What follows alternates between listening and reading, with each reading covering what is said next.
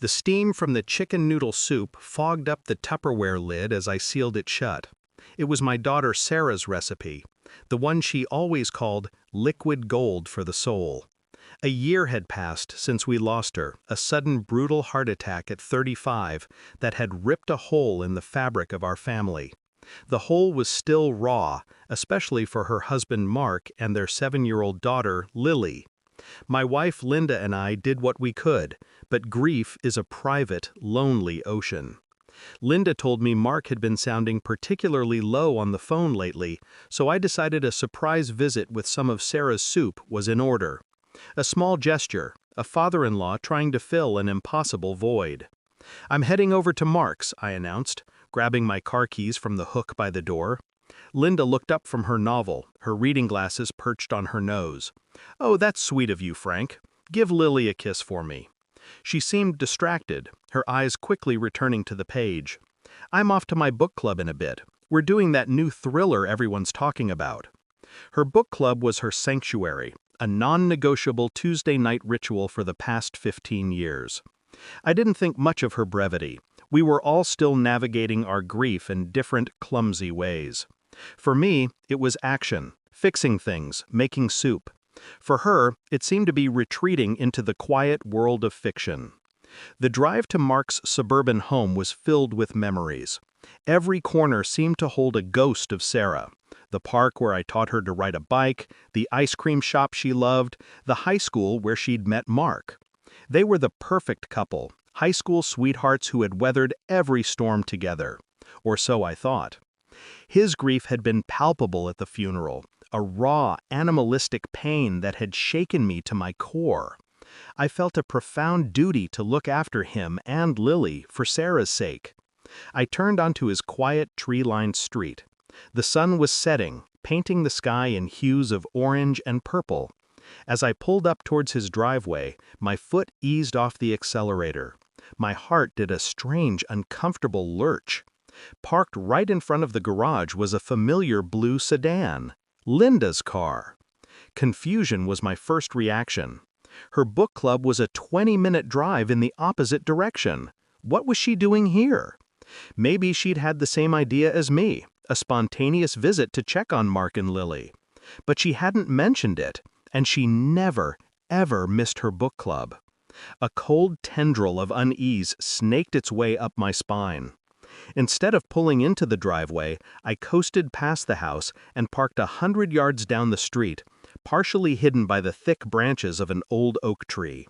I cut the engine, the sudden silence amplifying the frantic thumping in my chest. I took out my phone and dialed her number. It rang once, then went straight to voicemail. "Hi, you've reached Linda. Leave a message." The cheerful recorded voice felt like a mockery. I sat there for what felt like an eternity, the container of soup growing cold on the passenger seat. I stared at the house. The downstairs was dark, but a soft light glowed from the upstairs master bedroom, the room that had been Sarah and Mark's. The curtains were drawn, but not completely. A thin sliver of the window was visible. My mind was a whirlwind of frantic rationalizations. Maybe Lily was sick and she'd come to help. Maybe her car broke down and Mark was fixing it. But none of it felt right. The lie about book club hung in the air, thick and suffocating. Then I saw movement. 2 silhouettes against the soft light of the lamp. One was tall and broad-shouldered, unmistakably Mark. The other was shorter, more slender.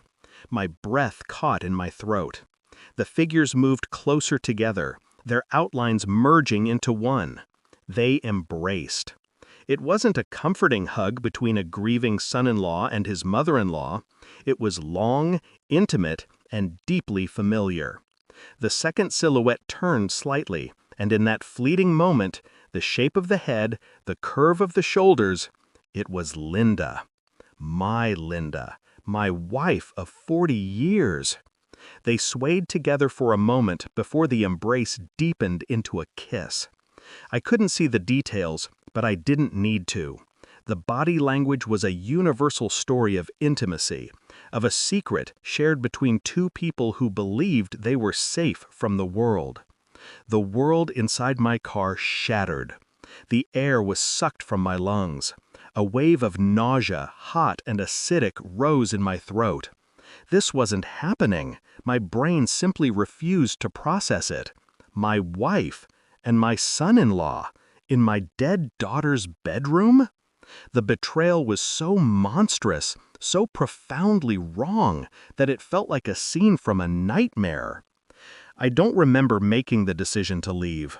My hands just started working, turning the key in the ignition with a tremor I couldn't control.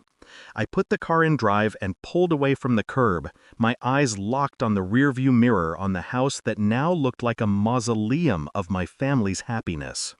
I drove home on autopilot, the familiar streets of my life now feeling alien and hostile.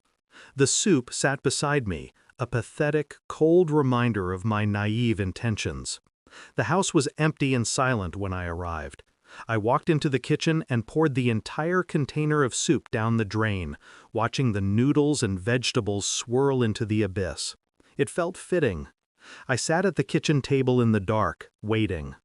An hour later, I heard her car pull into the garage. The door from the garage to the kitchen opened, and she walked in, humming softly. "Frank, you're sitting in the dark. You scared me," she said, flipping on the light. She looked flushed, happy. "How was Mark? And how was book club?" she asked, her voice a cascade of casual lies. She smelled faintly of a perfume I didn't recognize, something musky and expensive. My voice, when it came out, was a hollow rasp. "How was your book club, Linda?" She hesitated for a fraction of a second, a tiny crack in her composure. "Oh, it was great. We had such a debate about the ending. Carol brought that lemon drizzle cake again." "Stop," I said. The word was quiet, but it cut through her chatter like a razor. She fell silent, her smile faltering. "Just stop talking." I stood up and faced her, the kitchen light feeling harsh and interrogating. "I went to Mark's house. I saw your car, Linda. I saw you. In the window. In Sarah's bedroom." The color drained from her face. Her purse slipped from her shoulder and hit the floor with a dull thud. For a moment, she looked like a cornered animal. Then, the facade crumbled, and her face contorted into a mask of anguish. Sobs racked her body, ugly, gasping sounds that filled the sterile silence of our kitchen. "Frank, I can explain," she stammered through the tears.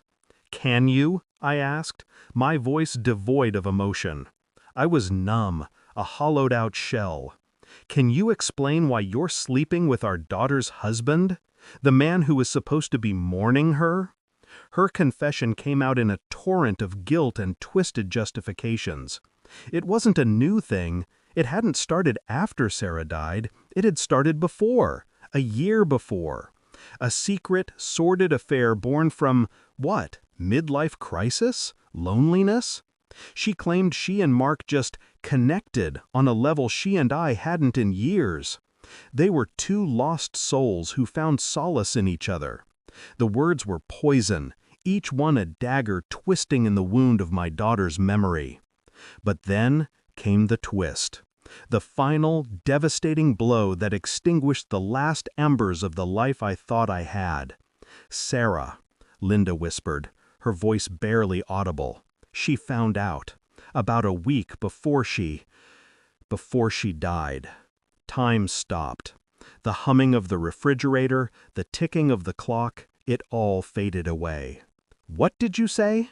"She found my texts to him," Linda choked out. "She confronted me. She was hysterical, Frank. The things she said. She was so broken.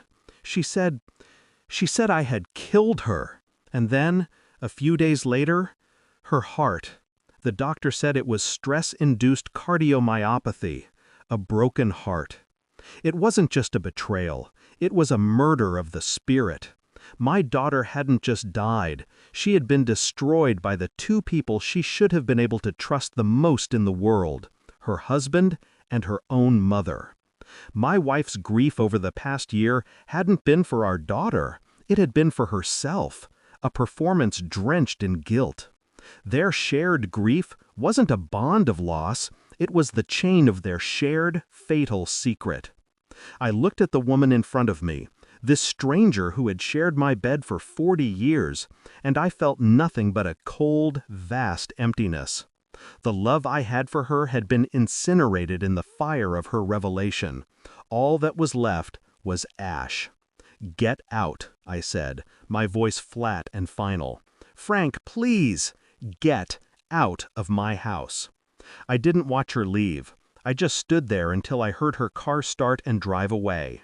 The next few days were a blur of sleepless nights and agonizing days spent in a cheap motel room.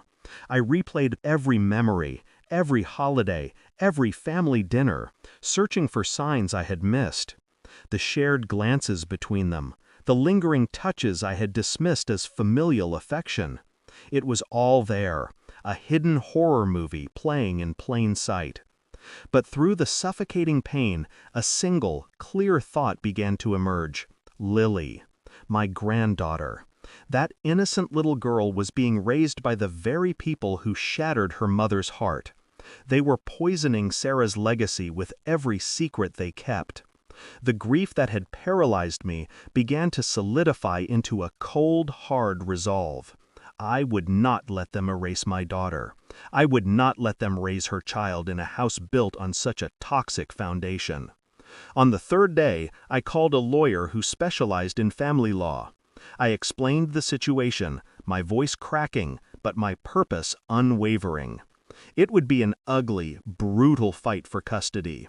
They would paint me as a grieving, unstable old man. But I had the truth. And I had a promise to keep. That evening, I sat on the edge of the lumpy motel bed and looked at the picture on my phone's lock screen. It was Sarah and a 4-year-old Lily, both of them laughing, their heads thrown back in pure joy. A single tear traced a path down my cheek, but for the first time in a year, it wasn't a tear of pure sorrow. It was a tear of purpose. "I'm so sorry, sweetheart," I whispered to the smiling image of my daughter. "I didn't see it. I didn't protect you then. But I will protect your little girl now. I swear it. This fight is for you." The battle for Lily's future had just begun, and I would not lose.